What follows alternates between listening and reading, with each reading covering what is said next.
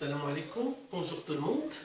Je vais vous présenter le merchandising. Alors, le merchandising est l'ensemble des actions et de techniques utilisées par les vendeurs et par le distributeur afin d'améliorer l'efficacité et la rentabilité de points de vente en recourant à l'amélioration de l'assortiment en fonction des besoins des clients et en améliorant la présentation du produit. Définition et concept clé de merchandising. D'après Kepner, la règle des 5P ou 5R, le bon produit, c'est-à-dire adapté à la cible, à la zone de chalandise, à la taille du point de vente et à la politique de l'enseigne. Le bon endroit, c'est-à-dire en termes de quantité, le linéaire développé est accordé en fonction des performances du produit. Et en termes de qualité, le choix dans l'emplacement est lié au type d'achat qui soit ou bien il est réfléchi. Au bon prix, c'est-à-dire il faut tenir compte des différents facteurs tels les prix psychologiques, les prix des concurrents, la législation et la politique. Au bon moment, la saisonnalité des produits et les évolutions du marché doivent être pris en compte pour offrir aux consommateurs en temps voulu. Et enfin, en bonne quantité, ni surstock, ni rupture de stock. Définition et concept clé de merchandising. La supérette, c'est du commerce au détail non spécialisé, surface de 120 à 400 mètres carrés, assortiment à domination alimentaire. Le supermarché, magasin de vente au détail, d'une surface comprise entre 400 mètres carrés et 2500 mètres carrés avec parking. Le hypermarché, magasin de vente au détail d'une surface supérieure à 2500 mètres carrés, situé à la périphérique des villes. Et en fin de compte, les GSS, magasin de vente en détail, d'une superficie supérieure à 300 mètres carrés, conçus pour être pris en large assortiment spécialisé.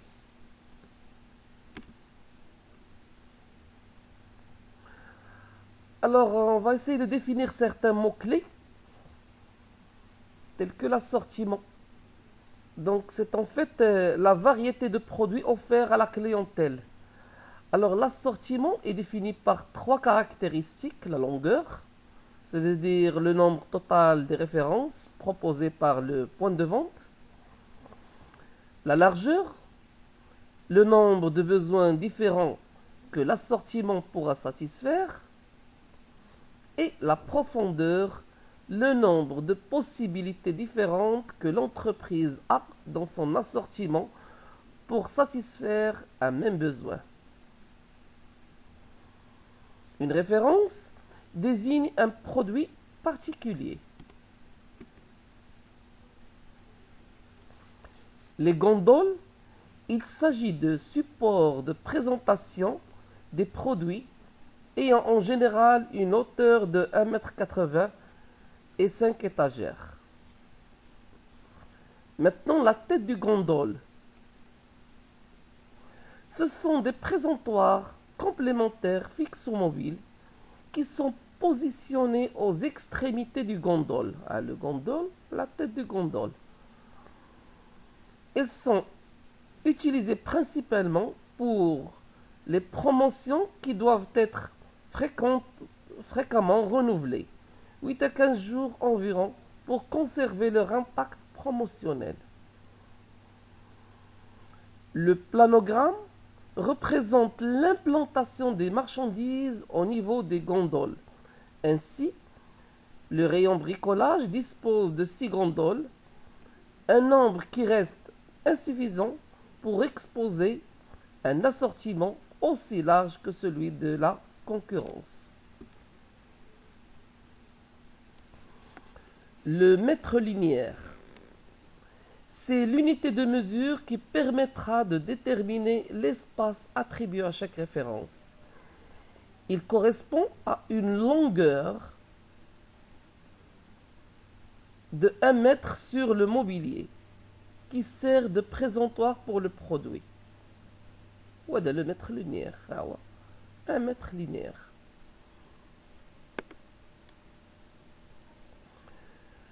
Le linéaire au sol, il est égal à la longueur de la gondole qui est susceptible de recevoir le produit en présentation. Le linéaire au sol.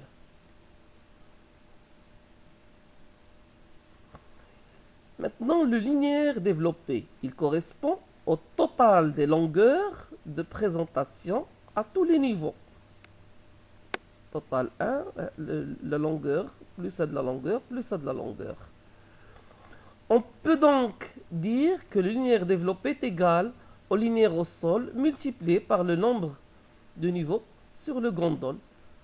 Le linéaire au sol multiplié par 1, 2, 3, 4, 5. On va le multiplier par 5. Le facing, c'est la longueur du linéaire occupé par un produit que le consommateur peut visualiser. Le facing s'exprime donc soit en centimètres, soit en nombre d'unités visibles. Donc c'est la longueur du linéaire, ce qu'on voit, le linéaire, en longueur.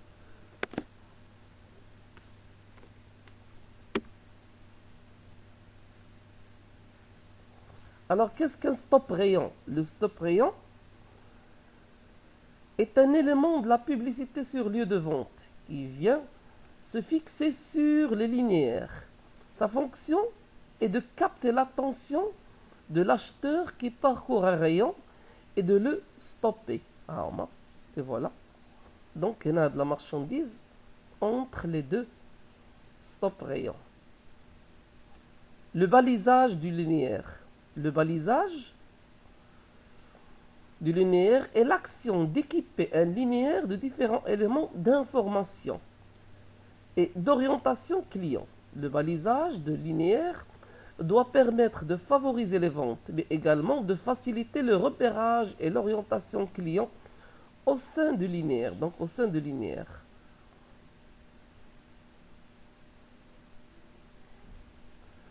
Face à une offre parfois complexe où les produits ne se distinguent pas toujours au premier regard. Donc il va nous permettre de nous orienter au sein du linéaire. Des séparateurs de linéaire, des frontons, des kakemonons, une présentation de balisage de linéaire peut également comprendre une phase de réflexion sur la segmentation produit au sein du linéaire.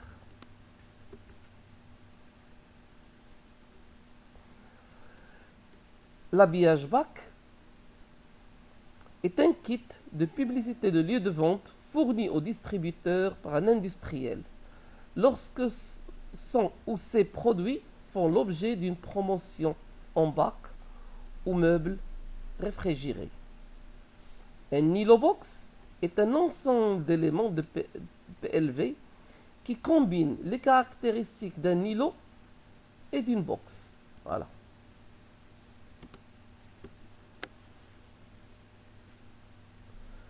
Le blister est un coque de plastique résistant et transparent utilisé sur un support cartonné pour conditionner des petits produits dans la grande distribution. Voilà. Le blister permet une protection relative contre les vols, sans pour autant nuire à la visibilité du produit. La surface cartonnée du blister joue également un rôle visuel dans la communication du produit sur le lieu de vente.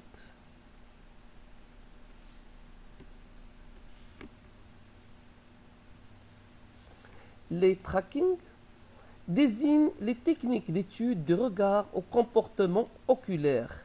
Les tracking mesurent les parcours, les points de fixation en temps de fixation du regard d'un panel d'individus lors d'un achat ou une action donnée. Donc voilà, il regarde les points qui l'intéressent. Et donc la durée.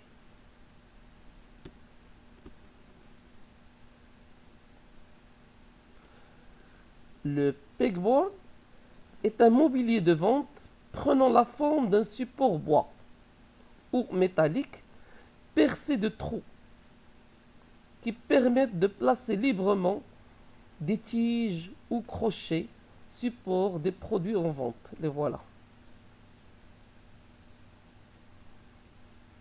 Une box est un élément du PLV de transport qui permet la vente de produits sans mise en rayon, mais par simple positionnement de la box au sol d'un point de vente, voire également cette photo. Alors,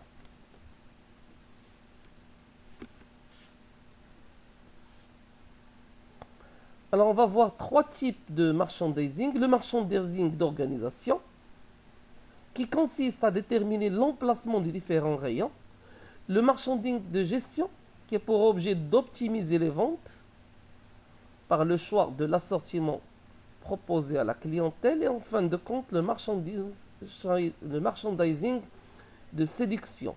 Le merchandising de séduction a pour but de développer les achats dits d'impulsion par une décoration attractive. Les types et niveaux de présentation. Il existe deux types de présentation, verticale et horizontale. Alors, voici un schéma d'implantation horizontale, il y a 4 niveaux. Et voilà un schéma d'implantation verticale avec 4 niveaux. Toujours soit-il, une personne qui veut acheter, on a le niveau du chapeau, le niveau des yeux, le niveau des mains, c'est aux alentours de 1,10 m. Ça, c'est la bonne valeur. Alors que là, c'est la très bonne valeur. Lorsqu'il s'agit d'une valeur moyenne, on va la mettre aux alentours de 0,60 m. Et lorsqu'il s'agit d'une valeur faible, on va la mettre au niveau des pieds. Alors que au niveau du chapeau, la valeur est variable. Là, on va distinguer zone froide de zone chaude.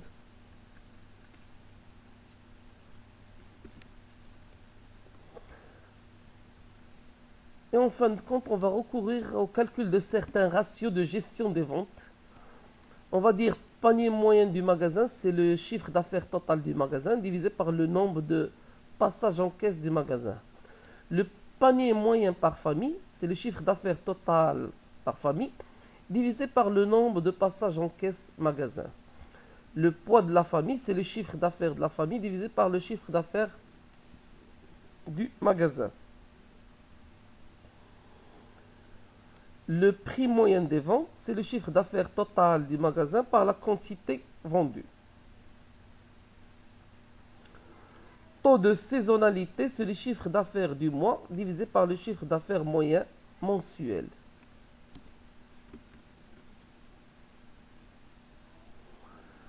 Taux de service assortiment, c'est le nombre de ruptures divisé par le nombre de références. Taux de réclamation, c'est le nombre de réclamations par rapport au nombre de clients. Taux de fidélité, c'est le nombre de clients fidèles par rapport au nombre total de clients. Alors que les ratios de productivité, c'est le chiffre d'affaires hors taxe divisé par le nombre de mètres carrés. Le chiffre d'affaires hors taxe divisé par le linéaire au sol. Le chiffre d'affaires hors taxe divisé par la surface frontale en mètres carrés. Le coefficient d'occupation de sol, c'est la surface occupée par le mobilier divisé par la surface totale du magasin.